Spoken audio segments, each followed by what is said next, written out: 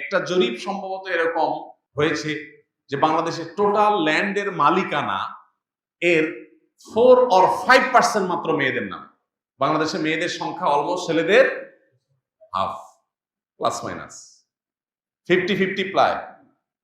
তাহলে জমি জমার মালিকানা অন্তত দলিল আপনি পরিমাণের বেশি পেতে পারেন, দলিল তো দুজনের দুইটা হবে, কিন্তু মাত্র 4 or 5% জমি মেয়েদের নামে, আর বাকি 95% ছেলেদের নামে। কত বড় জুলুম, কত বড় অবিচার এদেশে প্রতিষ্ঠিত হয়ে আছে। আমরা নিজেকে ভালো মুসলমান মনে করি, হাজী সাহেব মনে করি, আলেম সাহেব মনে করি। আমি বিভিন্ন মাহফিলে গেলে হাত তোলাবার চেষ্টা করি।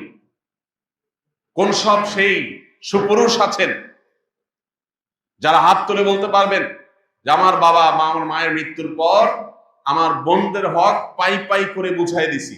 কয়জন আছেন? এখানে হাত তুলতে বললেও খুব বেশি হাত উঠবে না আমি জানি। এই যে একটা লজ্জাস্কর অধ্যায় আমাদের, এই অধ্যায়কে কবর রচনা করতে হবে, এই অধ্যায়ের অবসান ঘটাতে হবে। এর জন্য সংকল্প দরকার। ভয়কে জয় করতে হবে। সম্পদ দেওয়ার মালিক কে?